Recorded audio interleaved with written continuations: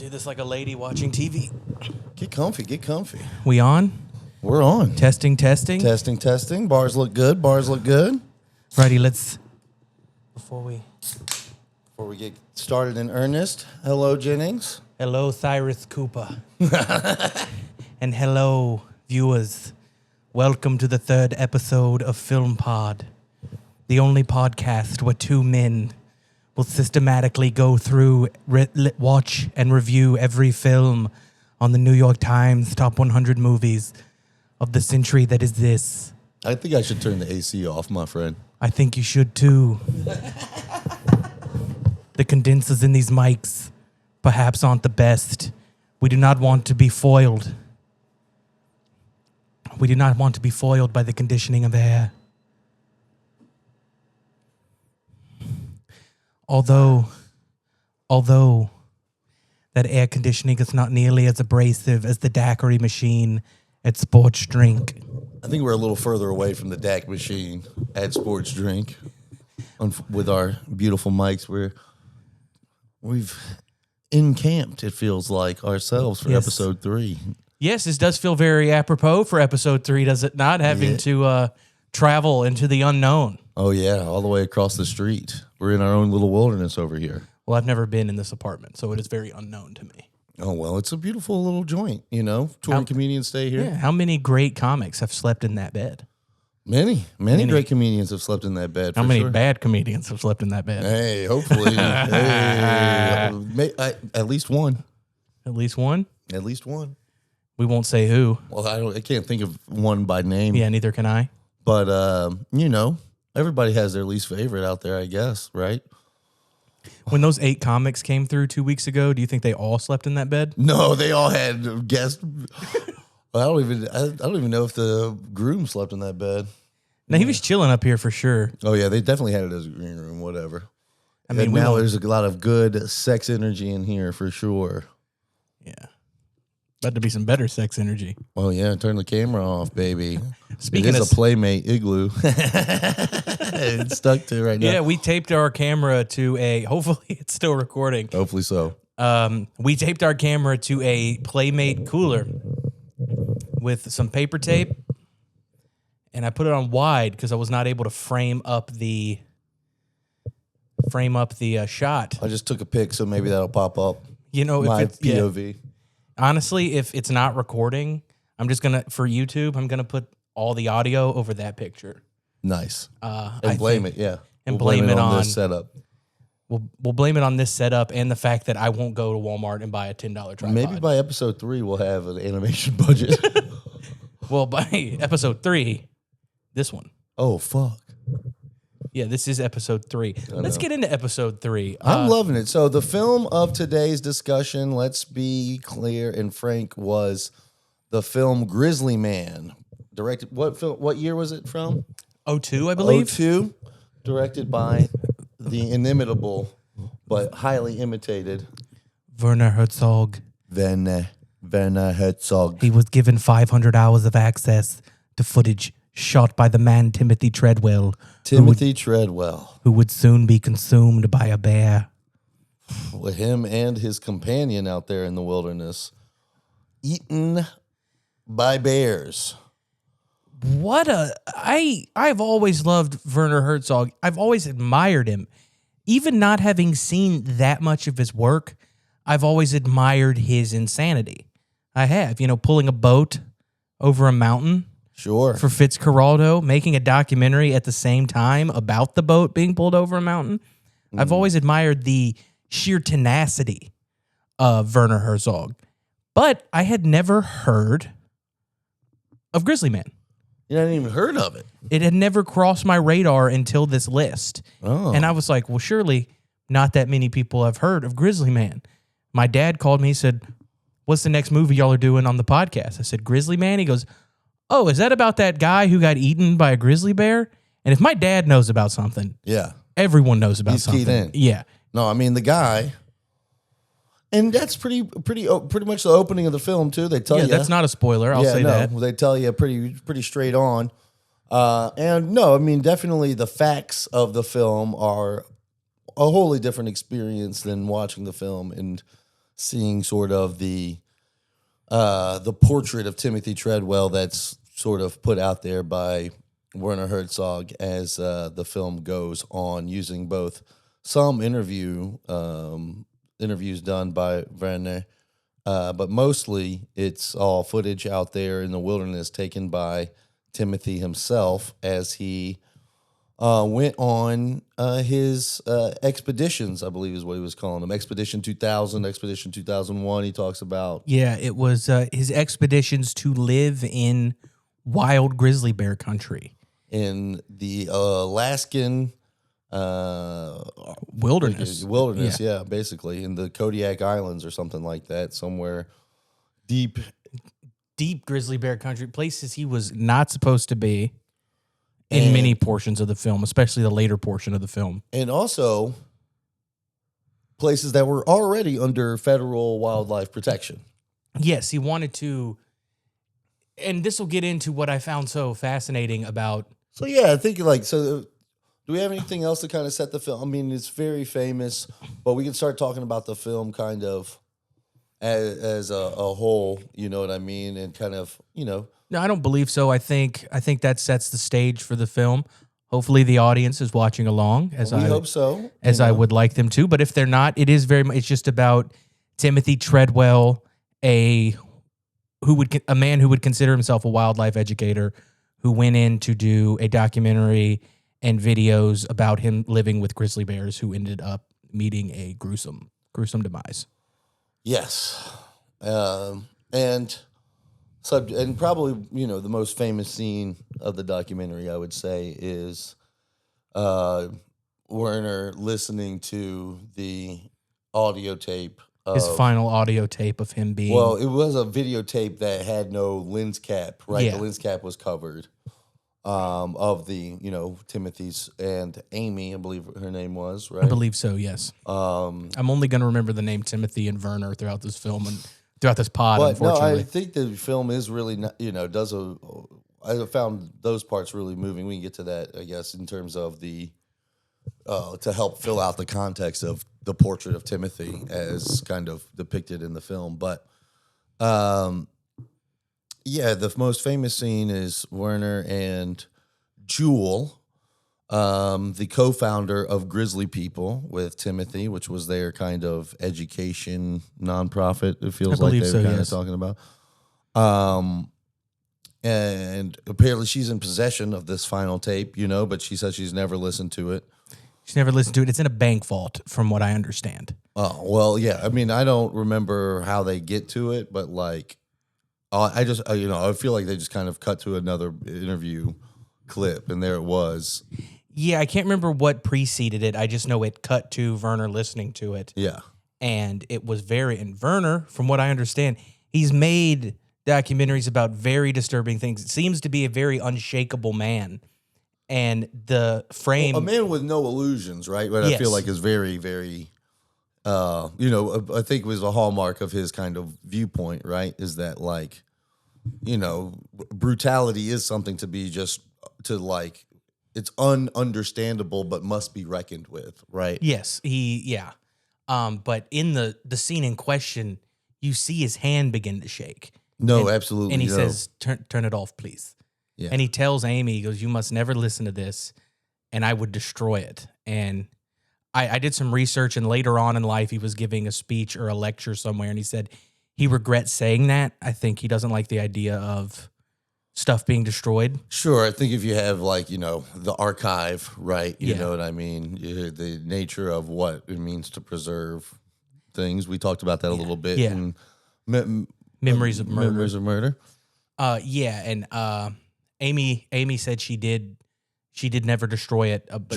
Jewel, my bad. Amy is deceased. Yes. Which is an interesting thread that we can kind of pull at, as we talk about this film, this kind of, these women in his wake that kind of, grow in number as the film goes along. Yeah. She said she did never destroy it and destroyed it and put it in a bank vault. And I think... Gotcha. I think that's important, especially for just educational purposes, just showing, I mean, I don't think that's something I ever want to hear, I ever want to listen to, But I'm not curious. No, No, I feel like I listened to it too. I think they the way that Werner described it, the way they had the coroner or whatever, the autopsy guy describe it. You know, I feel like I had enough of a picture that I don't really need to experience it firsthand. And let me say something about the coroner. That guy was a star, and I'm not even saying in a good way. That dude, the cameras turned on, he locked in. Well, He said it's time to perform. This is something I think is a huge part of the film, right? I think this is like what you're getting at to me is kind of what the film at its heart is about, right? Because there's a scene kind of early on whenever it's a shot of Timothy, right? Talking, doing his Timothy thing. And then Werner says, like, sometimes when you leave the camera on is when, like, you get, like, the real magic of cinema, right? And that's, I think, was kind of, it starts to poke at what I think is, when you start to kind of unravel it, kind of the animating humanity sort of thrust of this film, right? In that, like, one of my favorite scenes is you're so right on the money that the coroner is extremely performative in front of the camera, right? Mm-hmm. Basically acting like he's hosting a true crime television show or something like that. Much akin to how Timothy Treadwell is acting like he's already hosting. Uh-oh, our camera's going. Oh, no. Oh, no. Oh, God. Oh, God. You must never watch this film. My camera said, you must never view this podcast on YouTube. Oh, well. Oh, well, let's see. It's still recording. It's still recording. Just pop it up a little bit. The camera will probably run dead. We'll see. It's all good. Podcasts are Dude, it's not a mostly visual an medium. audio medium, but we want to keep the ADHDers at work involved. If you want to, if they want to peek over I listen. away from their, their spreadsheet or whatever. Yeah, there's one podcast called Your Favorite Film Sucks by Renan Hirschberg, I believe. Shouts out. Comic. He has other comics on. Mm-hmm. And that's the only one I don't listen to on Spotify. I will throw it up on my computer. I'll put it up on the compy door. Yeah, I'll throw it up on YouTube. Listen to him and Dan Soder talk about Boogie Nights. It's a good time. Great film. But not yes. going to be in our list. No, 1998, not available. Sorry, baby. Unfortunately, that's my favorite film. But getting back to the performance, right? So there's one of those scenes, I think the second to last time you see the coroner, right? There's several times in the film where Werner does it, where he lets it linger, right? He lets it linger after the presentation, and you can kind of see the true sort of looking around for approval in the eyes of the coroner, right? And there's that kind of that last bit of that scene, you kind of can get to the actual truth of that person, right? And I think there's something, I think there's, some interesting like cinema language being used by Werner in some of those talking head scenes in terms of, in the Errol Morris style, having them address the camera directly, which kind of, I think, when Errol Morris does it, right, he's using that contraption he invented. So like when it looks like they're still looking at him instead of like a camera. But I have a pretty sure from the handheld nature of everything that, his interviews, he was going like the helicopter guy that I remember early on, right? Talked about helping. Another, I feel like there's something about putting the camera in these people's faces to have them sort of perform their opinion about Timothy and his life kind of gets to that as some sort of, and that's like what I'm hoping to find and articulate with you in this conversation, right? It was because, I think that the nature of performance and identity is central to this film, and I don't know how much of it is me and how much of that is Werner intentionally, but like because it doesn't come extremely interrogated the point of view of Timothy, right? No, in terms of in some regards, it was interrogated for a very short period of time when he was going out on his last expedition and his girlfriend was out there with him. But in his videos, he wanted to present it as if he was out there alone. right? And she was in a very small amount of the footage. Which is just a beautiful part of the film. Just that him, when Werner is just explaining the absence of Amy in the footage, right? That kind of, that lack, right? We know she's present, right? I love the way he talks about her one of her final appearances by just noting the handheld nature of the shot. Yes. And, I think that also just sort of points to Werner considering the construction of all these shots, even his own interview footage and things like that. I also thought it was him very, I believe rightfully so. I don't know if eulogizing is the right word, but Amy got lost in this story because of the way Timothy presented himself and the way the story was presented in the news. It was Timothy Treadwell died. Sure, yeah. And I'm sure she was put in the headlines, in the little tickers below the breaking news, but it was probably Timothy Treadwell and girlfriend. And companion. Yeah, and companion.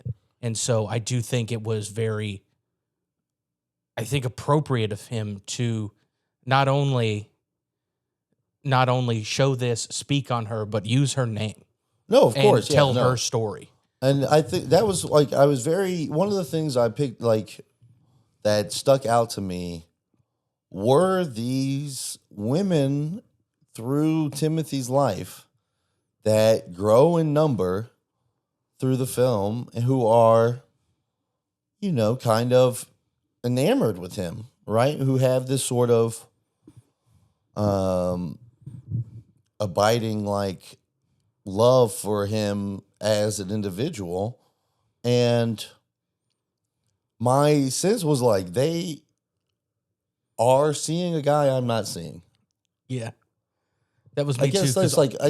That kind of gets me to my next question. How do you feel about Timothy Treadwell? Because I think that's kind of also what the film is trying to ask you to think about, right? Is what do you think about this? Yeah, and I'll say that also led into one of the next things I wanted to speak about, especially with the women in his life, was the way Werner revealed information about the event and about Timothy, which made you change your opinion on Timothy so many times, at least for me. Yeah. Because the way this documentary was... play it out for me, yeah. How'd you... I'm still... What's the timeline of the film, right? How you're watching the way the documentary was constructed, it was... this is...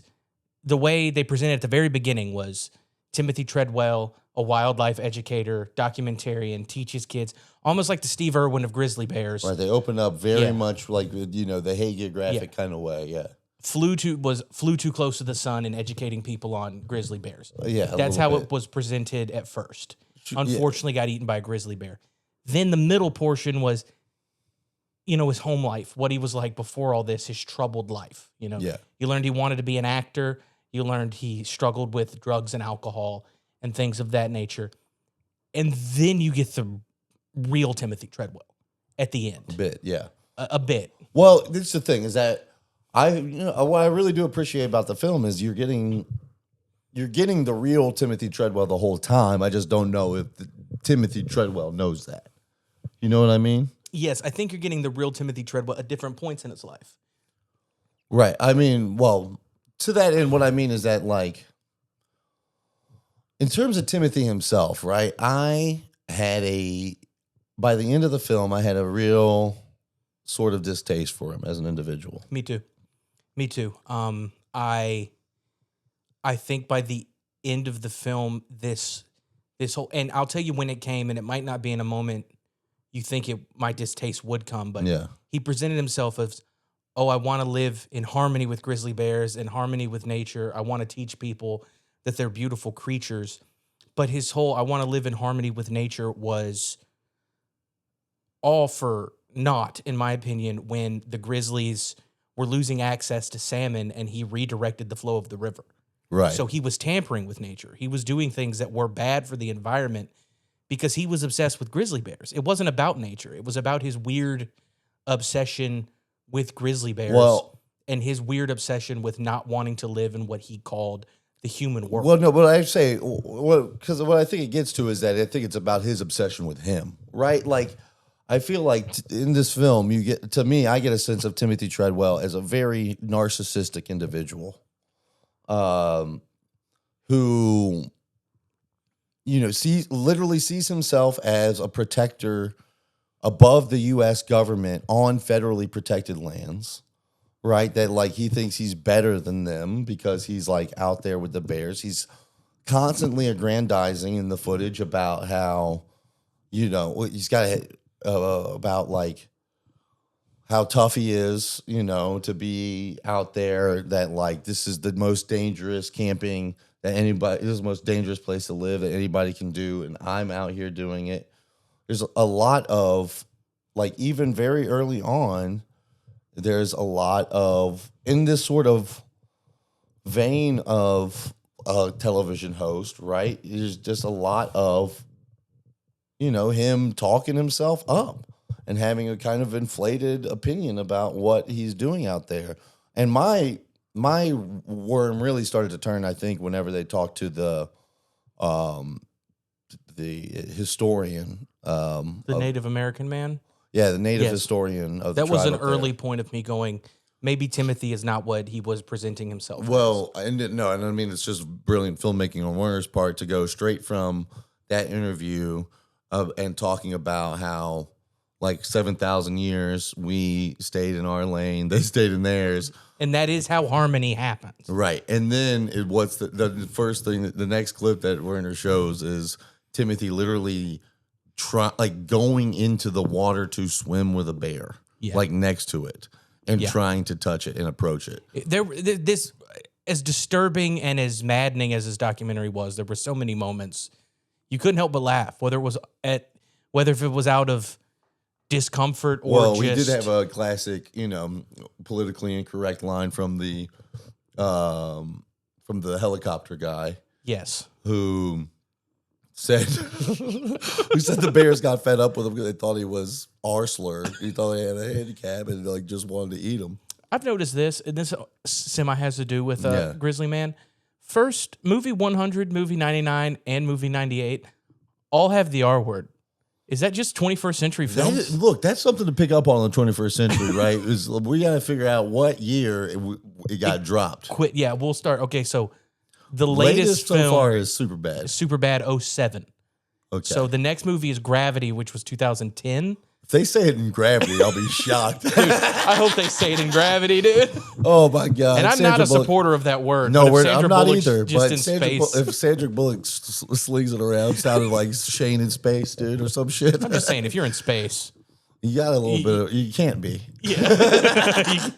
You got a little carte blanche on what. Yeah. Who's going to hear? Okay. Hey, look, yeah. We're cutting this tree part. Tree in the forest. But no, I mean, like, there's definitely some funny parts. Definitely. I mean, I was definitely like laughing at myself, a little bit, just watching him. Like, I cannot believe this motherfucker sometimes, right? Like, I found him to be extremely audacious, right? It's just like every time they showed him like compliment himself at all, whether it was like straightforwardly or, backhandedly, I was just like, this guy is a piece of fucking work, dude. Yeah, it was definitely. I was talking to I asked one of my friends if he had seen it, and he'd only heard about the story, never seen the film. But I was telling him about it. I said it got to the point where his motivations, while tragic, were wrong, and but I think it's like.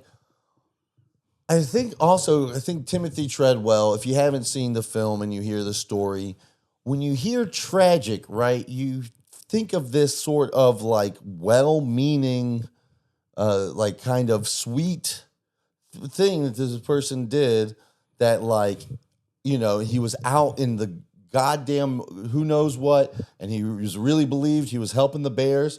But then if you watch the film and you get more facts about it, right, he wasn't helping shit, right? He like, it was cute that like kids liked him talking about grizzly bears for free to them. Like that's fine. Yeah, and but like he was not protecting them from poachers. He was not aiding in their like true conservation. Although I do think, you know, what the couple, the botanist couple or whatever, you know, who saved all the hate mail or what, those people, you know, kind of had another glowing review of him, you know, as a person. Yeah, they said, you know, that the Republicans, I guess I'll say, were sending in hate mail to them saying, you know, he said, but I don't think they had a glowing review per se, because they said they don't understand. He doesn't understand what he did was more damaging than everything he did more damage. Right. Yeah.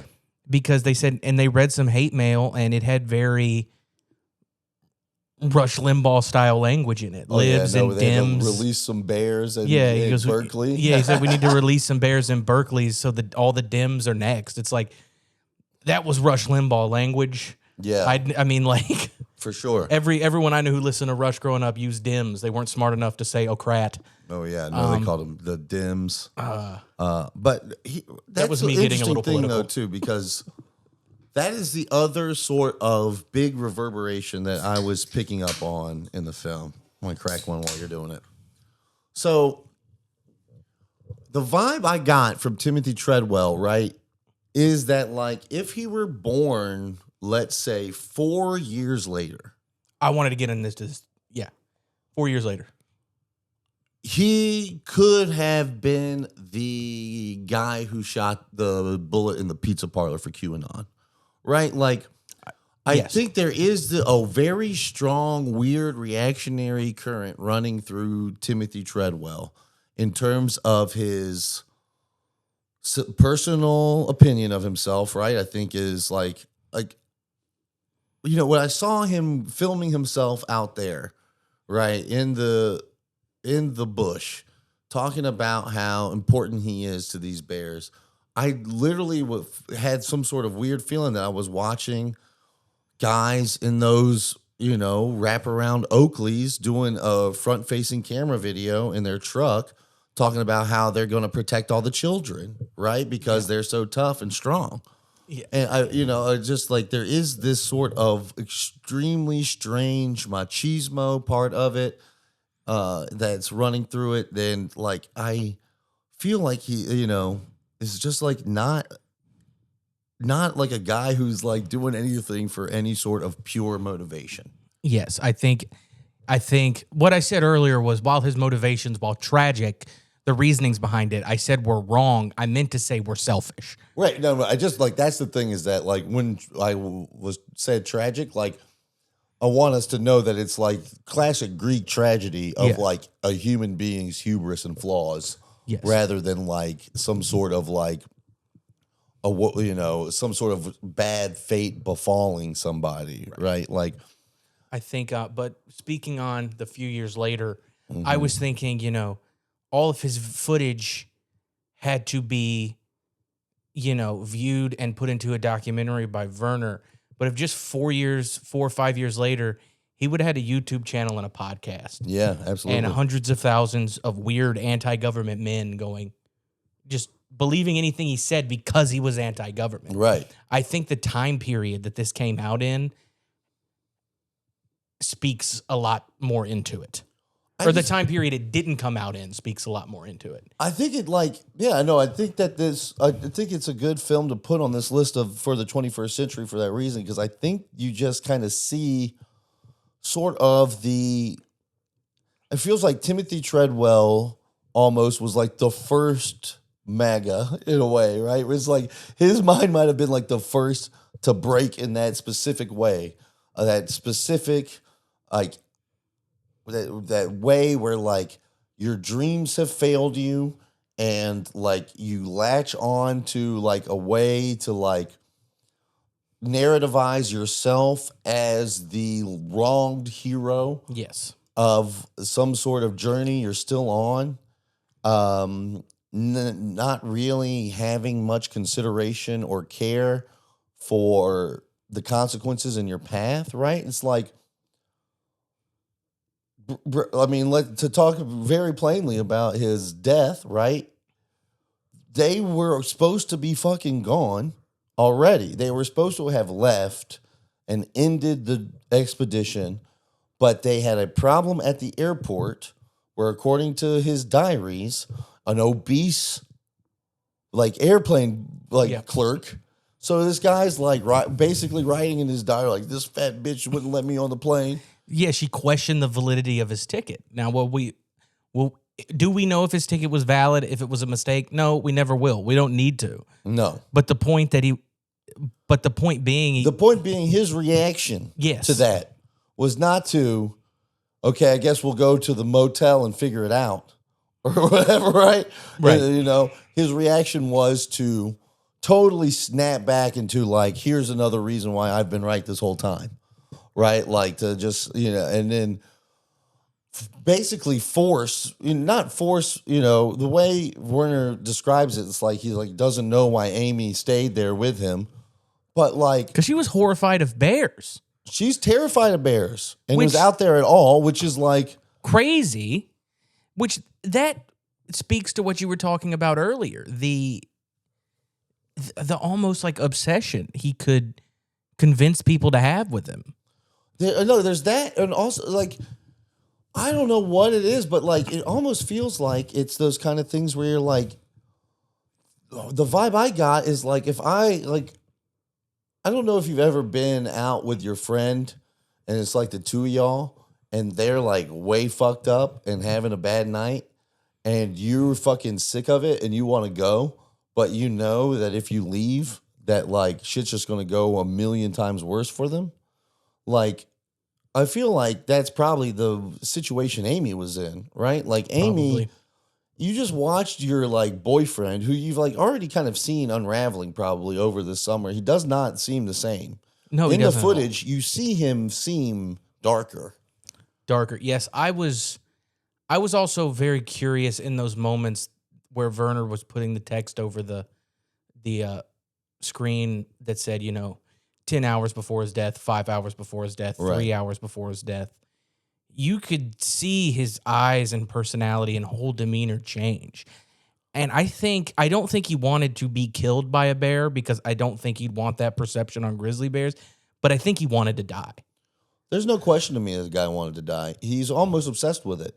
He talks about it constantly in the footage, right? I think Horter, includes that for that reason. The first thing we see about him is like the first clip, right? Is like, kind of a skeleton key to, about it, where he's talking about, he's doing like his presenter thing. And then he's, because he's out there, quote unquote, alone, that like he kind of slips into a bit of a reverie that kind of centers himself as like a hero to these things. And then like it kind of slides, back into a more naturalistic presentation.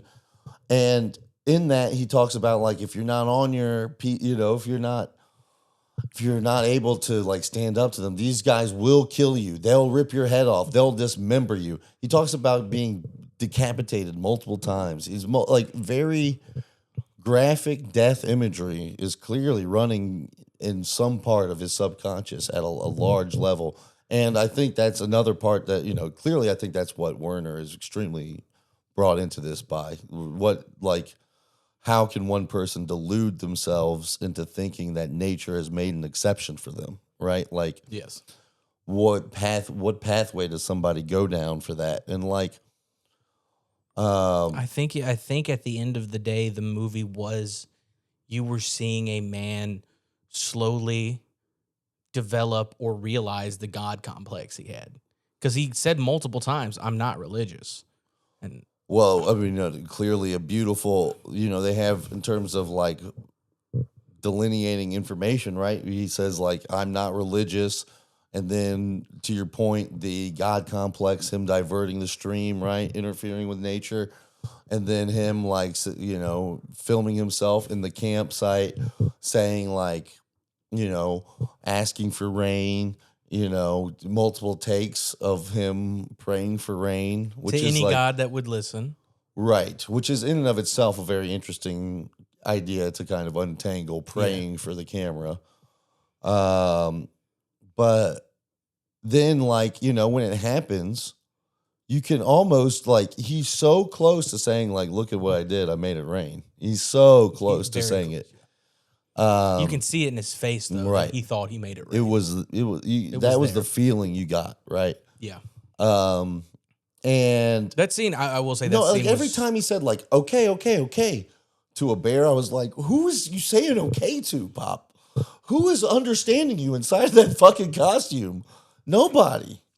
Okay, who says? You do not dictate this. Dude, yeah, that scene where he's screaming for rain, I will say, of all the scenes in the movie, may be the most horrifying. I think you see a man at his most delusioned. I mean, that and then really, they're all kind of horrific, really, which it is a horror movie in that regard, right? In terms of the God in heaven, I got so freaked out. There was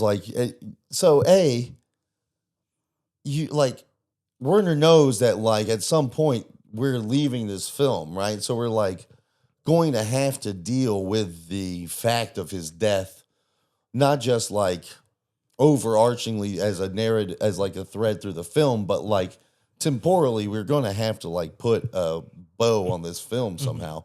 So we know that we're coming up towards our exploration of that. And then he has that piece of footage with the Grinch bear where it's he's got his back fully fucking turned to that bear while he's in the stream talking to the camera, and the bear is literally slowly sneaking up on him until I was like, dude, this is good Lord, man. He's there's a bear behind you, dude. Nah, man, you don't got to be worried about the bear. He was a bear. Oh. That's one thing we haven't delved into yet. There were many points in his journal where he classified himself as a bear. People who knew him said he will act like a grizzly bear out there. He wolfed at people, which is also funny because they don't even know how to describe a bear. They're they use the language to describe a dog about this man acting like a bear. Because we should never the twain should meet. Hey, because we all know kids who woofed at people in high school. They weren't acting like bears. No, they're acting like freaks. Yeah. I knew a couple of little freaks, bro, waiting on their letter from Hogwarts, dog. All decked out in a Hufflepuff gear, dude. Dog, dude. They're you. And just like fucking Timothy Treadwell, they're all you motherfuckers will see. Do you know what I mean? Timothy Treadwell has that shit in him, dude. What Hogwarts house you think Timothy Treadwell was? Slytherin. I mean, there's no I think he's straight villain, bro. I really do. Yeah. I think he has. The more I thought about the film today, let's forget about the Hogwarts thing. I don't want to talk about Harry Potter. And fuck JK while we're here, of course. Dap it up.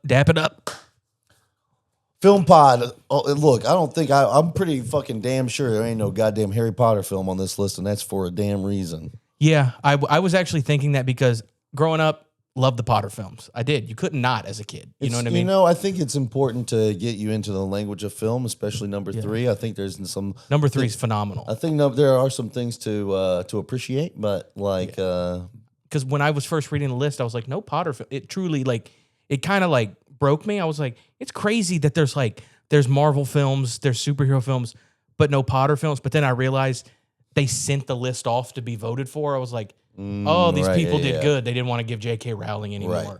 And I mean, number 3, honestly, only 3 should make the list probably. I'd say 3 or 7, but just because 7 was such a phenomenon. Just to sum it all up. But they put fucking we'll get to the list, but they put Fellowship instead of fucking Return of the Fellowship's better than any Harry Potter movie except maybe Prisoner of Azkaban. Okay, I mean, I definitely don't disagree. Look, we're getting off topic. I do not disagree with you that all the Lord of the Rings are better than all of the Harry Potters, but if they're doing a summation or like a cultural kind of moment thing, you would think they would do the one that got best picture and shit because to sum it all up. But this list was based on a tally of votes by industry professionals. that's true. Hey, and I just want to say, as an industry professional, I wasn't sent the list. So Sasquatch, oversight, but also makes you an unbiased observer to be able to comment on it now. Slightly, I will say, and I don't want to spoil. There's a list later on down the line. I've worked with the cinematographer on the list. Not a good guy, but I will keep that refrained and try to keep my opinion. Nice. I will not be an objective observer on that movie. You might have to have a guest host. All right, sounds good. But that was just me being a dick for a second. Hey, that's fine. Fuck that guy. I don't fucking give a shit. Fuck that motherfucker. My old boss said she can't continue. My old boss said, I'm not going to be able to hire you if you're going to start outing people on the podcast. I was like, we got beat buttons. That's why the damn podcast is going to pay the bills, so you can hear all the industry secrets straight from the horse's mouth. Dude, that's all I want. That's all I want. Making money judging people I know's movies. It's going to be awesome, dude. I'm going to be the idea everyone has of a critic. Dude. Whoa. Just can't make a movie, so talk crap about them. We're making a movie. We fucking found a igloo playmate to be our damn tripod. And it worked for 3 minutes. It's called filmmaking, baby. But no, yeah. The more I thought about Timothy Treadwell today, the more I realized I didn't like the guy and we got into the God complex of it all. Right. But I also think what the Native American museum owner was saying about we stayed out of their way, they stayed out of ours. If we're on their land, we let them know we're there and we know they're there. And that's how the harmony works. That's respectful, and I think the whole this protector of nature, this whole God complex thing he has clearly is wrong. I mean, we don't have to get into that anymore. No, yeah, because a bear ate him. Yes, a bear ate him. It's clearly wrong. And the bear eating him does lead into the point I wanted to make, this whole living in harmony with nature. We are a part of nature. We don't have to live in harmony, but we are part of the harmony. Now, what we do, to the ecosystem is not very harmonious. I'll say that. But we are a part of nature. We should be living in harmony with nature. Of course. We should be. That's not even. I don't think I'm breaking any big news here. Oh, look. Stamp of approval, nature. For film pod. Nature. Film pod stamp of approval, nature. Bing. We like it. No. It just made, it made me realize, as humans, as a more advanced brain part of nature, we have a unique position to help take care of it. But that's not what Timothy Treadwell was doing. No. And, I think he was actively spitting in the faces of the people who are charged with taking care of it, right? That was one of, as dislikable as he was in that scene, that was one of the funniest scenes. That's definitely the funniest. F you park rangers, F you U.S. wildlife, whatever. He's letting it fly, dude. And then he starts dropping names. Werner goes, Timothy Treadwell crosses a line we will not cross in this documentary. The audio fades out. Yeah, he's calling out people by name and shit. He's calling out names of old colleagues and coworkers, saying very vulgar things to them. Bro, it's clear as day this guy is a fucking loon, bro. He's the worst, dude.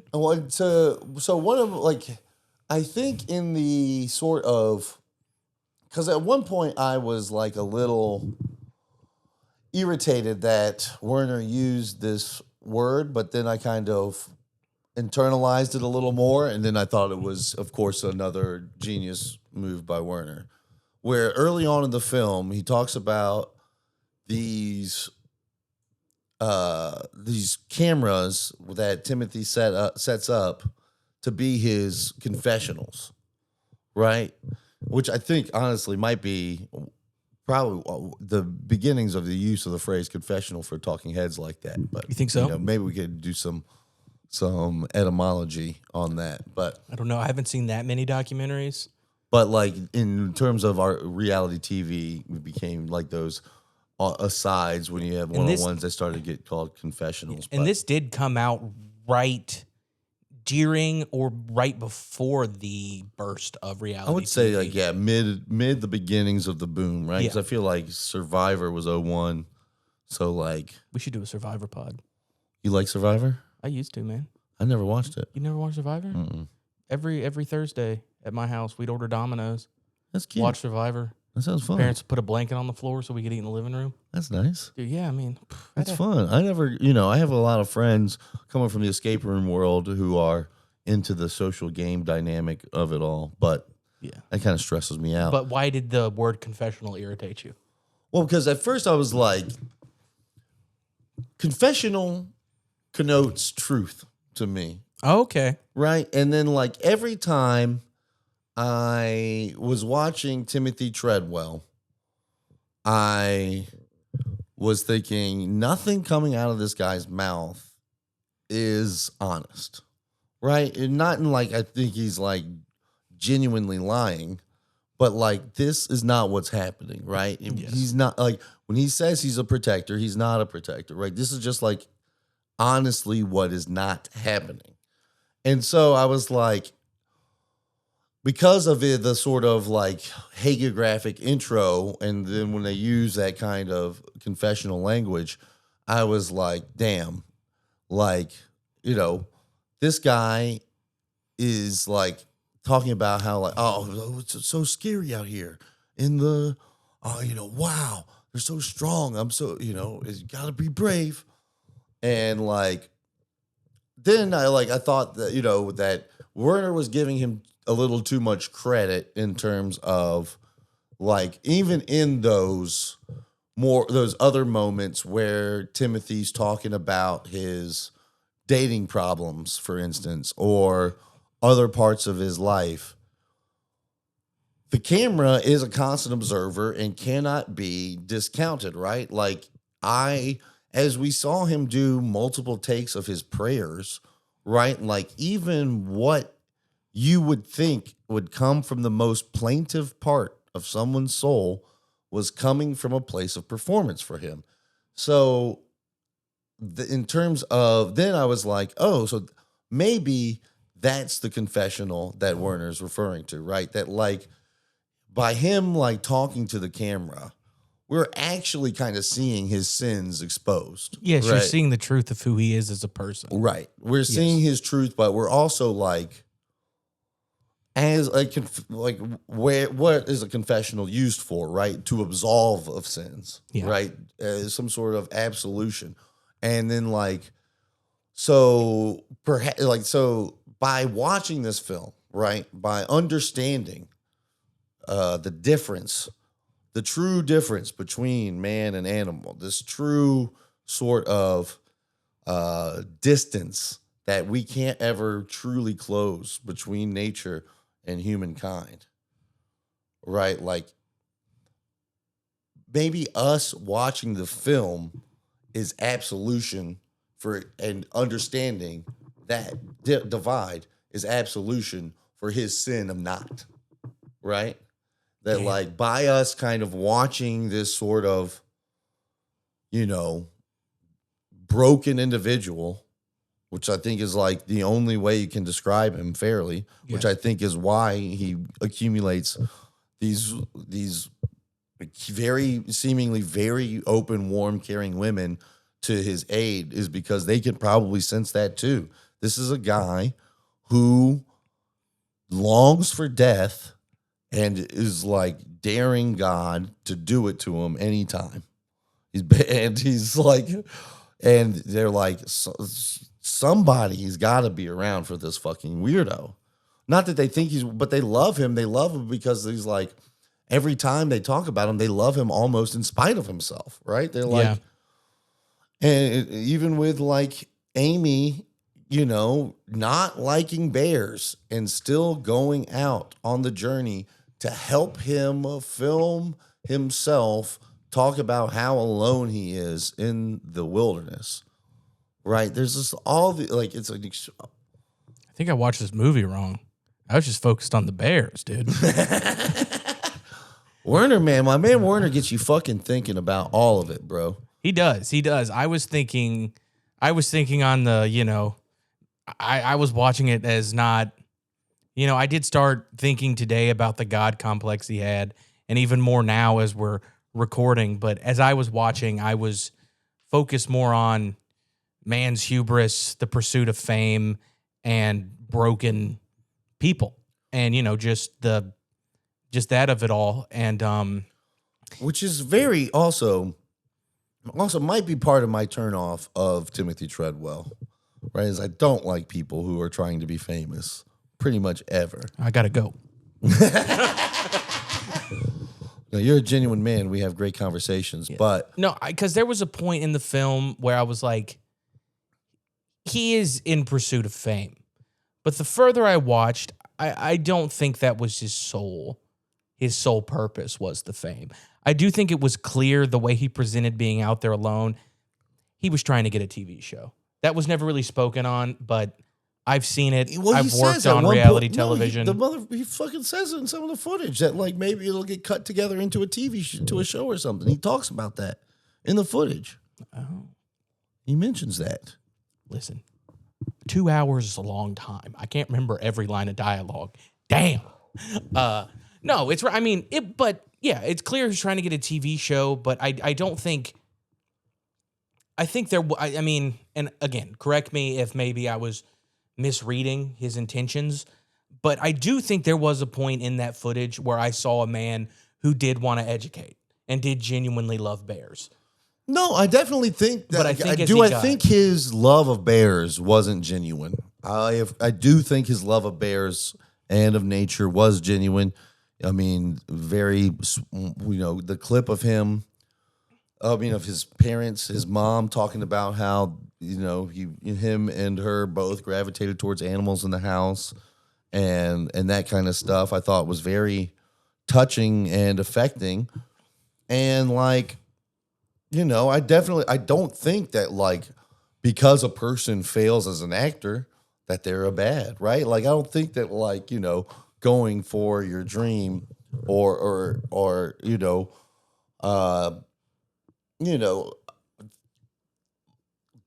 trying something like that. But what I also get aggrieved at myself is the necessary sometimes self-aggrandizement and self-conception that kind of goes along with that, right? Like, I don't befront anyone who wants to protect the bears, for instance. Sure, yes. But bears are cool. Bears are great and beautiful creatures. You heard it here first, folks. Bears are cool. And God damn it, was some of that footage just some of the most breathtaking stuff I've ever seen. Dude, I think the one I keep thinking about is the scene after it was cut together so brilliantly. You hear or you see Werner listening to the footage of Timothy being eaten, and then it cuts immediately to two bears fighting each other. Long fight. And that was long fight. That was intentional, showing the damage they can do to each other. Imagine what it can do to you. Bro. And I was transfixed by that fight, dude. Trans-fucking-fixed. Because those things were, like, you got to think, each one of them motherfuckers is, 1,800, 2,000 pounds, some shit like that? Probably. And they're throwing each other the fuck around, tackling each other. Did you giggle when they pooped? Of course I did. Yeah. No. I'm no statue, my friend. But then I was like, well, and I'm also a little Herzog pill by this point in the film. So, like, of course, my inclination is to see that shit and be like, damn, nature, so fucking powerful. And then the next clip is Timothy like, you see the damn bear pooped? The bear pooped all over the place. God, he touches the poop. He's like. And then later, he touches different poop from a girl. Okay, yeah, that's right. He touches Wendy's poop later on. Oh, yeah, he was like, it's warm from in her. Oh, God, that scene was disturbing. I think that might have been when I clicked and I was like, there's something wrong with this man. Bro, and I also think that's just part of, like, his dissolution, right? I do think he's kind of like,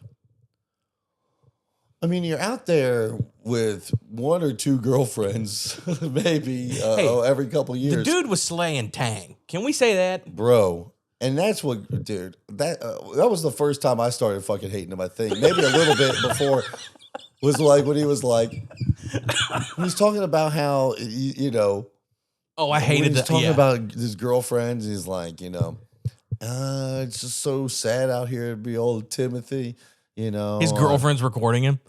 Well, yeah. Well, I mean, he's like talking about like if guys aren't supposed to say they're good at sex or whatever. I was like, shut the fuck up, dude. You know what I mean? It's A like dude that was clearly maybe a little gay. he could have been, maybe. He definitely, but like he's clearly vain, right? He kept the same haircut from when he was like a fucking youngster to old. Kept that same Prince Valiant haircut that if it people ain't talked broke. about. Was it broke? If it ain't broke, It might have been broke. It could have been a little broke, I think. He wasn't looking his best to me. no. But, you know, it's that sort of, I don't know, stagnation. I really started there were so many scenes where I can say, oh, because the way the documentary was presented, there were scenes where I was like, oh, I don't like this guy. Then I'd be like, oh, maybe, you know what I mean? Like there were a few, like I was back Right. and forth at a point, but there was a scene where he was talking about like, it'd just be easier to be gay. That's And the his- same scene where he talks about, yes. yeah. And his perception on just gay people was so dated and gross. Well, it irritated me. it irritated me too. Not but to be also woke to Jennings. the point where the summation of that little part of his diatribe is he goes, well, I guess gay people have it tough sometimes too, but not as tough as little old Timothy Treadwell. Timothy Treadwell's got a hard life. Yeah, dude. And yeah, because he's in the middle of the fucking Alaskan wilderness. Whose choice was that?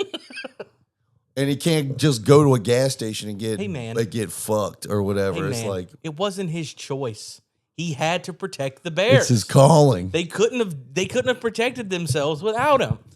Dude, he gave all those You- bears guns. You know what line irritated me the most? What was that? What line in the movie irritated me the most was when he was interviewing, when his parents were getting interviewed, and his dad said, you know, around 15, 16, he tried smoking pot in the house, but we put the kibosh on that real quick. And I was like, bro, if you just let him smoke weed, maybe chilled out. It's Yeah. okay. Just let him chill out and be like, watch the Bears episode of Planet Earth. Life would have been good for him. But like also, you know, what it definitely could have been good, but then the guy definitely could have played into a guy having alcohol and drug issues later on in life as some sort of repressive atmosphere he felt at home for sure. But clearly everybody was like, dude, he changed his name, bro. Yeah. That was crazy. He changed his name. Someone said he tried to fake an Australian accent. And I was Right. like, That was his nothing buddy. like him.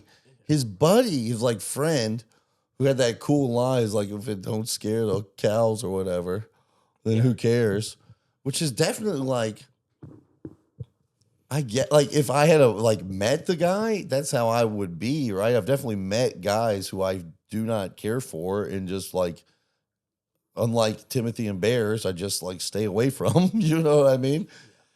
But like, so it's not like if I would say like Timothy Treadwell deserved to be put to death via bear for his personality.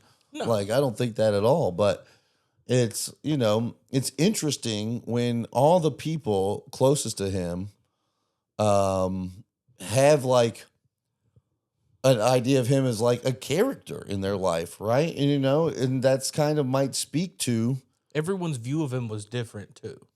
right. It had a So- little different piece. And like, it just speaks to clearly how performative a lot of his personalities have been over the years, right? It just shows that like he's crafting an identity wherever he's going, right? It's something he's consciously doing. Aren't we all? Sure, for sure, to some degree we are, but like, I'm not putting my girlfriend, if I had one, in danger of getting eaten by a bear. in service of, Yeah, in service of getting eaten by a bear. The most danger my girlfriend would be in would just be hearing some hack open mic jokes. right? And I think that's okay. That is okay, I think. Yeah. You How know- many Timothy Treadwell types do we meet at open mics? You'd be like, you should go hunt bears. If You should go hang with bears. bro, you never fucking lied in my life. And if there, in the last 2 years, if there had been like, I swear to God, so many more of these guys would have done much better by watching a Nova about bears and moving up to Alaska instead of getting hooked on fucking Kill Tony like they did.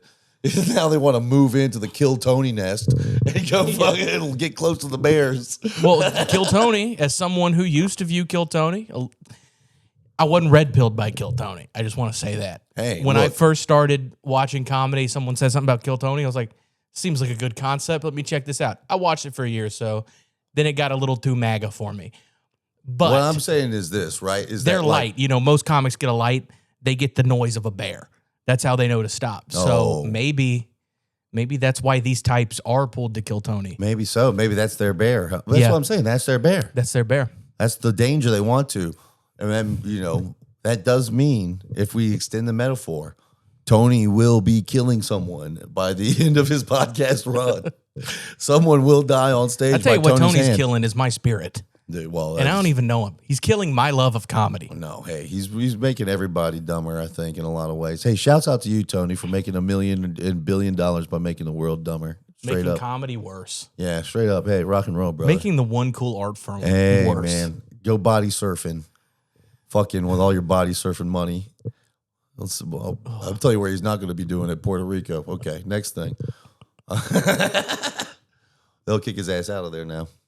I'll kick his ass out of there. Hey. If I hear Tony Hinchcliffe is going to Puerto Rico, I'm taking out a loan, getting a plane ticket to Puerto Rico. Let's go.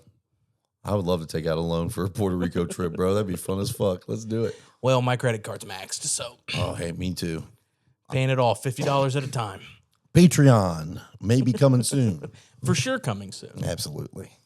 We'll be re-ranking our list. Absolutely. New York, because the New York Times, they don't know it like we know it. The gray lady don't know it like we know it. That's true. And I am excited to add. I had an idea for an ad the other day for well, not an advertisement, but an addition to the list. I mean, if someone wants to let us sell us ads, I'll do it. I don't know. Depends on what it is, man. If you're like, I mean, yeah, we're not advertising like commemorative Trump coins, but like, no, I'm not selling any sort of jack off bill. Yeah, I'm not selling creatine. Well, I'll sell like boner pills, but I won't sell like herbal supplements. No, but I'll sell pharmaceuticals. Sure. Yeah, and Why not? like I think Diet Coke should hit us up. Hey, look, we can't do the podcast without Diet Coke, so look. We delayed the podcast to go buy Diet Coke. We had to go buy a pack of these little fuckers. But no, Timothy Treadwell, I think, is like, to kind of like summarize my thoughts about it, right? I do feel like Timothy Treadwell was kind of like the first sort of echo of like a very particular type of guy that sort of multiplied in number in these 23 years since the film was released. And for that reason almost alone, I think it's a very important film of the 21st century in terms of like this is how this guy had to go out of his way to get a camera in his hand. And now we all have them all the time. We can all narrativize our lives and make ourselves the hero of a hero's journey like he does throughout this film. We can distort our lens of the world so much more easily thanks to these phones, and our conception of ourselves and our place inside of like in terms of how we rub up against one another, right? How like we interact with that harmony of nature that you're talking about, right? Because I do think there is like, you could draw it out a little bit where like Timothy was out there with someone talking about how isolated he was. And now we have a problem with isolation in this country and people, narrativizing their loneliness as being at the fault of some other sort of... But loneliness that they are creating. Right. And I think that's important. Yes. I think the fact that Timothy was presenting that he was alone is an important aspect to this. Right. I think it's a huge aspect, right? It's like this presentation of yourself as a like as going on the hero's journey, right? Like you. But here's the thing about the hero's journey.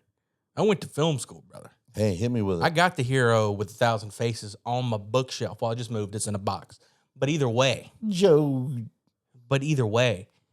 important part of the hero's journey is the hero don't want to do it, man. The hero, he rejects it. Sure, that is a big part of it. He rejects it at least once. Yeah. That's the second. There's the call to action, the rejection of the call to action. These MFers don't reject it. They want it. They're not heroes. They're heeding the call to action as soon as it calls, and the call is coming from inside the house. Yeah, you're not a hero if you're not being needed. We didn't need Timothy Treadwell, is what he didn't understand. It's what he refused to understand, right? It's almost even worse. It's not that he was just like, they tell me it's okay, but I don't trust them. Timothy Treadwell should have been and I'm getting kind of fired up. I don't like getting fired up on camera, dude. I'm a chill guy. Yeah. But Timothy Treadwell should have, and we didn't know any better. We didn't know any better. But he should have been a warning for these people. He should have been a warning for us. But we also didn't have the internet at that time. It's like I was saying earlier. Had this come out if Timothy Treadwell, if this would have happened 5 or 6 years later, if he'd been 5 or 6 years older, this would have been on YouTube. He would have had a podcast. Every app up on YouTube, dude. What's up, guys? It's me and Mr. I'm out Chocolate. here with the Bears. I'm out here with the Bears because they're better to me than women. They're nicer to me than women are. What's up, guys? How many likes will it take for me to poke Downey with a stick? I'll say this about old Tim. I don't think he'd exploit I don't think he'd be like, how many likes for me to irritate a bear? I think he'd be like, how many likes for me to go hug the bear? But hey, look, that's the thing. We'll never know. That's what's the beauty part about it. We'll never know what type of reaction his brain would have to the poison of immediate gratification. And that's a fair statement, observation. But he should have been, the way I'm getting so riled up, hindsight's, what is it, 2020? As what they say. I mean, I broke my glasses. I can't see nothing right now. So really, hindsight's status. Hindsight's 50-50. But hindsight's 50-50 for me right now. Rolling the dice. Dude, I didn't have glasses last night. Everything was blurry on the screen. But no, Timothy Treadwell, and like I said, hindsight's 2020. He is a cautionary tale to all these men that are created through things like this. But he should have been in the moment. This is what men like this will turn into if given the opportunity. I think that I think the context of him being with the Bears in terms of like his contextual moment whenever he was like, whenever you had the fucking Dateline guy talking to him or whatever, like that moment, he was so far removed, right? People focused on the bear part and not like being the center of the whole story of life, which is what he did. And that's how people are. And I'm guilty of it too, even now. It wasn't until like the last 30 minutes where I quit focusing on the Bears and focused on this man's obsession with himself. Yeah, man. And even then it was hard not to focus on the Bears because, like we said earlier, Bears rock. Oh my God, they are beautiful, dude. And honestly, to kind of like look at how the other side lives, if there was like Fox Man, I would be all over. Those foxes looked cute as shit in this movie. He should have been Fox Man. If you're gonna just stick to Fox Man, we all would have loved his ass. I always loved foxes, man. I think I inherited it. My grandfather, an outdoorsman, a Grizzly Man type, not that crazy. Well, hey, look, a real Grizzly Man type where he knew to come out of the woods sometimes. Yeah, my grandfather wasn't messing with grizzly bear. We lived in North Louisiana. There ain't no grizzly bears. They brown bears though. Brown bears, yeah. But he was a hunter. Mm-hmm. He'd kill anything that walked. Maybe a few humans at some point. Sure. He never killed humans. Maybe on accident though. He loved to hunt. Some of them poachers came down there. He might have property, bro. Yeah, some of those property lines get stretchy out there. His land was posted, all right. They get real stretchy out there. But no, him and my dad were hunting one time. My dad was real young, and a fox came out. My dad threw up his gun, and my grandfather killed anything that walked. He went, "Yo, yo, yo, what are you doing?" He goes, "You're not killing a fox." And my dad goes, "Why?" He goes, "You can't eat it." He goes, "And it ain't hurting nothing." He goes, "A fox has never done anything to nobody." So, but they call him cunning. Who's out there trying to slander big? Should have been Foxman. He should have just If been he would have stuck Foxman. I would have been Foxman for sure, dude. As soon as I saw a bear, I've been like, foxes, let's get out of here. Grab my hat. Dude, he was that also. I was like, dude, what is wrong with this guy? He got so pissed off about that hat, bro. I couldn't tell if he was genuinely pissed or if that was just like performance for the camera. Part of it, like when you're pretending to be mad at like your nephew or like little cousin or something.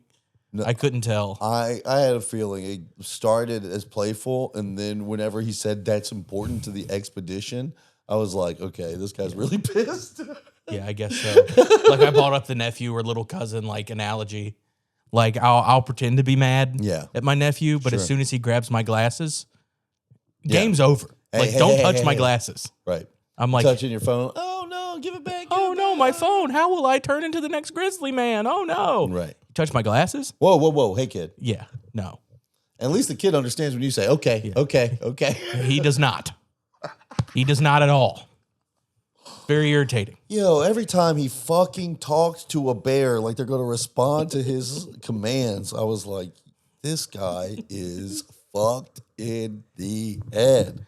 I think we've spoken on Timothy as much as just... And sort of the impact a little bit, too, in terms of what how this film is important to the 21st century is he was a very unfortunate, forgotten precursor to... The canary in the coal mine. Yes, he was... The man in the grizzly reserve. Yeah, he was an unfortunate precursor to all the problems we have with men on the internet now. Said by two men on the internet. Yes, so, yeah, hey. But here's the thing, But we are also smart. Yes, we are also smart. Smarter than Tim. We're in a building. And I wanted to say this. I rejected a podcast for a long time. So I didn't want to do a podcast. So really, am I a hero? I rejected the call. You rejected the call already. I rejected the call till I met my mentor. Oh, my baby, my boy. I love you, pal. Love you too. Usually our chairs are closer. Usually they are. But speaking on Werner Herzog, you told me, you said before the pod, you should watch a little 30-minute doc. Oh, I did. I recommended the Werner Herzog. What was the name of it again? 1 second to the other, or 1 second from 1 second to the next. I believe. Yeah, from 1 second to the next. Looked it up free on YouTube, and when I first turned it on, I was like, "Why would he recommend this? This feels like it was a documentary about texting and driving. About a half hour. It's on YouTube, and I watched it just a few hours ago. And when I first started, I'm like, this feels like a PSA I would have been tasked to make in college. Sure. And I was like, don't text and drive. Yeah. I don't want to watch this. But I stuck with it. And while it had the same sort of energy as one of those, because I made a don't text, don't drive distracted PSA in college. Yeah. Easy Had money. to, needed a grade. Yeah. Well, I screwed up the first take and I didn't want to do it again, so I tasked some other people with doing it. But it got made. That's called directing. It got and made. We made it fun. That's why we have a second unit. Yeah. It wasn't a second unit. It was a unit of people going, "Hey man, we're gonna fail." I'm like, I don't know. Then go make it again. And they're like, "All right, go film it, you pricks." Then, damn, what's it on me for? Yeah, very opposite Grizzly Man. I gotta give you credit for that. Dude, in film school, dude, people would always be talking like, the grade. I'm like, how about the vision? Yeah, how about that? I was such a jackass. We're here for the art. Dude, like this one dude went, it was a group project. And I was like, dude, no, it's not gonna go. He goes, I feel like you're kind of stealing my idea. I'm like, well, it's a group project. How about that? How about it's a group project, bro? You want to make a documentary on some dumbass restaurant in Shreveport. Some dumbass hot dog restaurant. We're talking about hot dogs, motherfucker. I'm not stealing your fucking hot dog idea. I'm like, I didn't even want to make this in the first place. How about you let the dude who's been editing since he was 14 years old lock in? I just want to lock in. I'm trying to fucking match cut this hot dog shit. It was so bad. Oh my God. My professor made me submit it to like a student presentation at the end of the semester. I'm like, hey man, it's in your inbox. It's in the submission. He goes, all right, you got to submit it to this. I was like, I can't. There's no way in hell I'm doing that. He goes, why? I'm like, it's a documentary about a hot dog restaurant. We interviewed 2 hot dog makers. And he goes, no, you have to. It's part of your final grade. I don't want to. It's about hot dogs. And I was like, it wasn't just about hot dogs. It was, the documentary was just about hot dogs. We didn't explore human nature. Oh, yeah. Never kind of picked up on some of those ramifications that dedicating your life to the hot dog might lead to. Here on Robinson Street in Shreveport, Louisiana, 2 entrepreneurs have opened the Missing Link. The Missing Link. The Missing Link in Shreveport, Louisiana, where they make gourmet hot dogs. Yeah. They've stolen the entire idea from that dog in New Orleans. And that's how Werner would say New Orleans. Oh, yeah. In New Orleans, New Louisiana, Orleans. they make hot dogs for busy businessmen working in downtown. And I Here, didn't... the symphony of blood and commerce converge. Shredded up meat, vestiges of death, stuffed into their own casing. And in between your bites of hot dogs, you can have craft root beer. It's like regular root beer if it tasted bad. We put extra sassafras in there for them. Oh, and let me tell you this. I probably still have that documentary in my inbox. I'll send it to you later. Patreon. No way, dude. No way. Dude, that it's not even a documentary. It's an interview. We didn't even get B-roll of them making hot dogs. You don't even have any hot dog making footage in the hot dog documentary. We ran out of time. This is the most riveting interview I've ever seen. Is a guy talking about his hot dog restaurant. Dude, we shot the interview. It was underexposed, so I had to make it grainy so you could see their faces. I said, Why does this shit look like fucking Collateral? I've walked down here with my Canon D50s. I've underexposed the footage, and now I'm asking them questions. So what inspired you to open the Missing Link? Brady, and I can't remember the other guy's name. Dude, Brady. Shouts out, Brady. No, he's a dick. Oh, you're probably listening to Kill Tony right now. Probably, dude. No, dude, I'm going to say this. Yeah. I had to plan a rap party for my first film ever worked on at the Missing Link. Oh, yeah? Because they can be an event space at night. They didn't force us to eat hot dogs. We got a caterer. Oh, nice. And working with them was awful. And one of their employees, we had to COVID test because it was during that time. Oh, nice, yeah. We're like, we have to COVID test your employees if that's okay. And we're going to COVID test all the, rap party attendants to make sure they're in our COVID circulation. And one of his employees said, oh, is this all that liberal crap, all those they-thems from California? He said they-thems. He said liberal crap, they-thems? Oh, my God. He said they-thems because we were COVID testing in early 2021. Oh, my. Ooh, sorry. Hey, we shouldn't have had the rap party in early 2021. And not only did they have us COVID test on, you know who they had doing the COVID test? Who's that? You're the tester? They had me going, damn, Nurse Jennings in the house. I was like, hey, I'm here to party. Hey, first night. That's why they had you jamming noses, bro. First night I ever got drunk was that night. Hey, shouts out to COVID for that. Got hammered and a little high. Sorry, Oh, yeah, Mom. a little crossfaded. And now one of my better friends I've ever had in my life, through the film industry. Met him there? Met him there. Didn't know because they got to the party late when I was already drunk. They walked in. My boss went, oh, this is Jennings. It was her fiance. And I was like, hey, nice to meet you. I'm Jennings. And I'm not getting up. No, I ended up giving a speech at those 2 ladies' weddings. Shouts out. But no, it was crazy. It was crazy. We got way off track from the texting documentary. Yes, we did.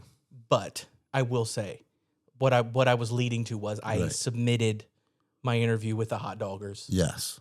To the student presentation. Yes. I didn't capture audio of me asking questions, so I had to throw the text up on the screen of what questions were being asked. So this was just pro every step of the way. And the photography teacher went, what the hell was y'all's thing about? And she goes, also, neither of y'all were there. I was like, no chance in hell I was going to be there. No, I wasn't there, no. But I'm a real auteur. I don't have to see the finished product. I got my creative. As long as it's perfect up here, Yeah. that's all that matters. You had the right idea. But the texting and driving documentary. Why would you make me watch that? Well, because honestly, it was one of my early exposures to Herzog. Right, I had never watched any of his other films before I had seen that. Aside from my few encounters with him in pop culture, right, I kind of had an understanding of like his thrust and kind of had that mental parody of his work in my mind. But I just found it to be an extremely affecting documentary in that anytime I think about, still to this day, because I watched it kind of, because I feel like the first time I watched it might have been near the time it came out, right? 2013 or 14 or some shit like that. But still to this day, anytime I think about texting and driving, that is like the first kind of thing that pops into my mind is that film. I mean, it's like, what he's like in the type of feeling that you get watching that very human connection, person to person, that you get in that moment between Werner and Jewel in Grizzly Man, right? This person who's very earnestly kind of coming, talking about these extremely hard to talk about things in their life, these extremely acute, affecting moments. And he just has an incredible, I feel, very compassionate camera when it comes to those moments and can like capture them. It's the only project of his that I've seen where he is not a character or present in it. He lets the camera and the subjects do the talking. He doesn't say anything. Yeah. And I was like worried at first. I'm like, is this just a PSA? But I think this proves just like how much sauce Werner truly has. Yeah. Because he took something that could have been very trite, a very easy, hey, my son's paralyzed now, so don't text and drive. Think about it. And that is part of it. And it should be a part of it in projects like that. But I think the last story where you see the daughter of the father who got killed in that accident and the man who killed him, or was at least responsible for killing him, she forgave him. Sure. And I think Werner working in forgiveness into multiple of those stories was very beautiful and important. Yeah, for sure. And that's a bit of a theme in this film as well, right? Where are the limits of compassion, right? At what point can because you have different. There's many people in this film who have different levels of compassion for Timothy, right? I mean, like, from like lowest on the totem pole, I would say almost like, kind of the museum director and the park ranger, and the the helicopter guy, all the way to like the most reverent, which seems to be, I was thinking was Jewel, but then out of nowhere comes like the lady who like lives nearby, who like would spread his ashes, with Jewel and the aircraft pilot. In that night, that beautiful moment at the end that kind of leads it, like it's that like the forgiveness part, like they are there with this image of Timothy in their mind, right? And they throw his ashes, and then the film moves to dealing with the moment, right? It's kind of like the interesting kind of transition there, right? Where it goes like from watching the three of them to showing like here is the path of their last walk, like this, and kind of just really kind of lays out the absurdity of what happened.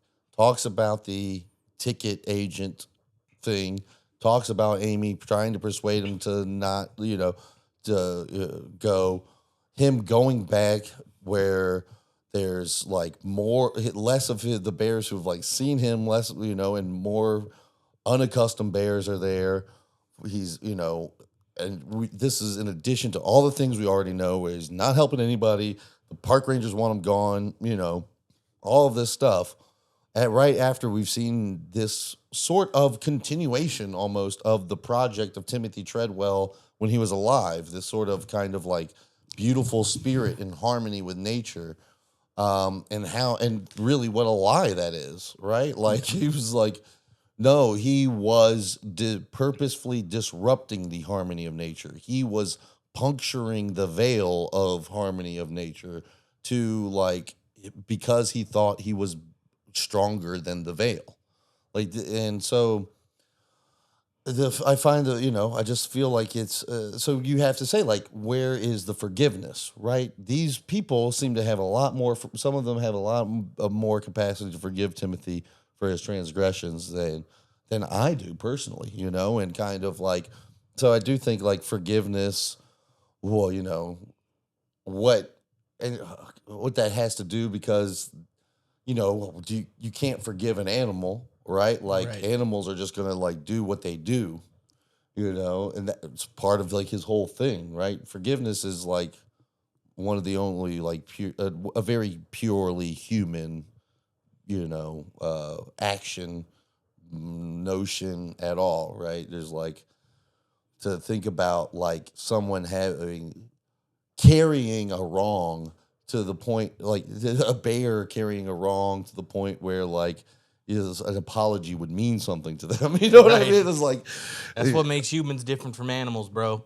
Thumbs and forgiveness. it's one of them, brother.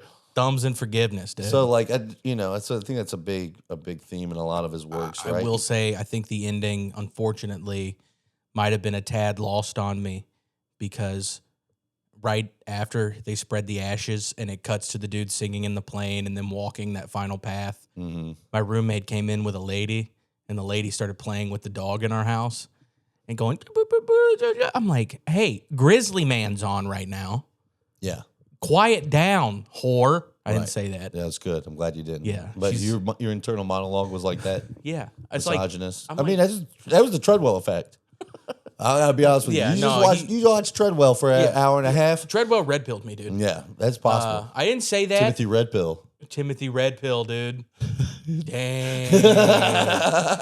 No, I didn't say that. I didn't even think it. I know you didn't. I was You saying it love for to be- comedic effect. Yeah. She's not a whore. She's a nice lady. She didn't even give it up to your roommate, probably. I don't know. I hope so. Well, hey. For both of them. I hope they both had a good I hope time. they entered into a consensual sexual Yes, obviously, experience. when I and they say both, that. and that they both enjoyed. Yes, I hope they both enjoyed it as well. I went to bed pretty immediately because You got I don't headphones? think, no, but we're on other sides of the house. Well, that's smart. You got your own wing, the Jennings wing. Yeah, but I just I will say, I was irritated that maybe I was distracted for the last 3 minutes of the film, but I also understand nothing probably kills a vibe that my roommate was trying to curate more than walking in and seeing your roommate in pajama pants, shirtless, eating chicken tenders while watching Grizzly Man. Well, yeah, a guy flying a seaplane, singing a country song about it, changing the lyrics to be about a dead friend. See, I missed that. I didn't even know, man. Oh no, part of that song is listing out like no more Bass Reeves or whatever like that, and he changes one of them, says no more Treadwell while he's flying, and like, yeah, which is also just part of that fucking conception. You know what I mean? It's like, yeah, he wants to be a larger than life mythical outlaw. Like that's what Timothy wanted, right? Like every decision he made seems to lead to that conclusion. And do you think this movie justified his act? Not just, I think, what I'm saying is, do you think this movie played too into the myth he wanted created about him? No, I do not. I think Werner Herzog did a very even-handed job. I think so too. Of displaying him as he truly was, because I feel like Werner, I don't think that like he would say this, but I think that Werner probably doesn't like him that much either. Yeah. Like I think you he can't clearly, say that as a documentary. but like you clearly can tell he strongly disagrees with Timothy's like project and thrust. That he forgot the fact that there are predators. Right. And I see nothing. I see the universe as nothing more than hatred, death, and destruction, or something, and murder. And like, I don't think the universe is solely that, of course, but like, you can't be fucking dumb. Yeah, but I get it. Yeah, exactly. All the stuff that Werner has experienced and also just observed throughout his life, Right. you can understand why that's his takeaway. He put himself there. Yeah, You know, he yeah. goes to those places. You understand why that's his takeaway. He goes to those places, he studies it. You know, I don't think that of the universe, but like I said, I was shirtless eating chicken tenders last night, so why Right. would I? Yeah, you had it good. Yeah.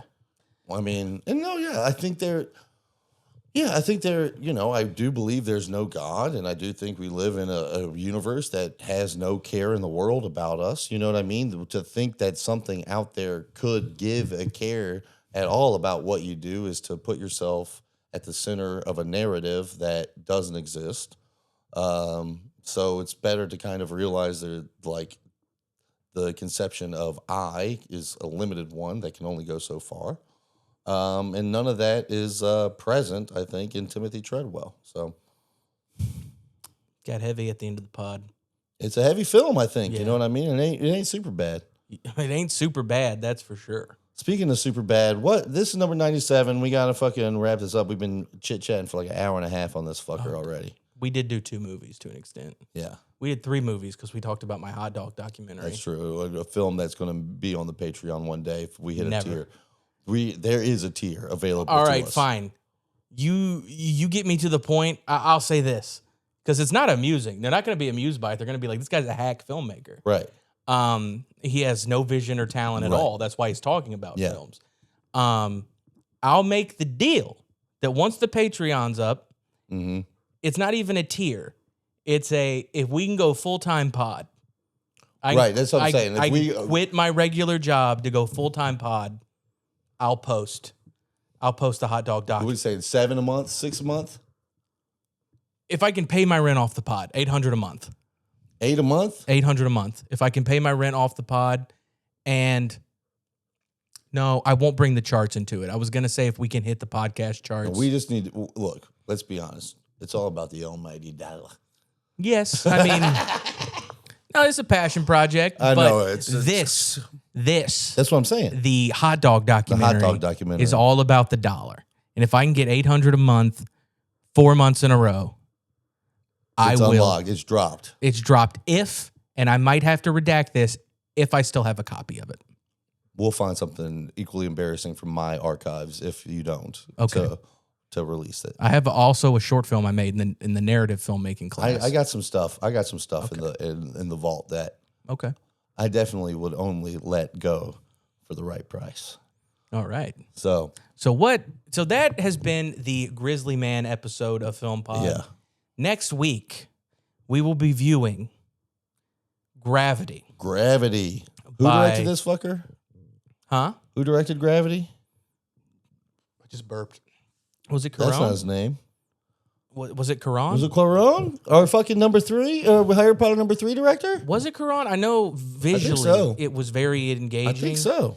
I think this might be a you get stoned and just go to the moon with them Yeah. type of film because, well, I don't want to I give it feel away like we'll too be much. talking about the visuals of that film a lot more than we're talking about the sort of. Although it might have a little bit to say about man versus nature. Who knows? You're out in space. Hopefully, it's got something to say. I watched a little video essay on it just for fun, and this was before we even started the pod, but it was pretty recently. I think the Save it. We've already at fucking hour and 32. So we're very excited about episode motherfucking 4, Gravity. Sandra Gravity. B. If you can, rent it from a library. That's what I did with Grizzly Man. Rent it from a library, Support baby. your local library is going to be one of the. I made a judgment call. I love it. I'm loving that. Support your local This library. is my shit. Get the movies from the library if you can, or get them from a free streaming service. This is actually my idea.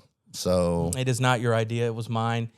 As much as you can, get them from libraries or free streaming services to support access. we support the archive, baby. And that's why, even though we would never watch it, we're glad it didn't destroy the tape. There are multiple fakes floating around the internet. My morbid curiosity got the best of me. Well, if you're nothing if not a journalist, my friend. Yeah. Alrighty, this has been Film Pod. Film Pod, episode 3. See you next week. Jennings Cyrus. Bye.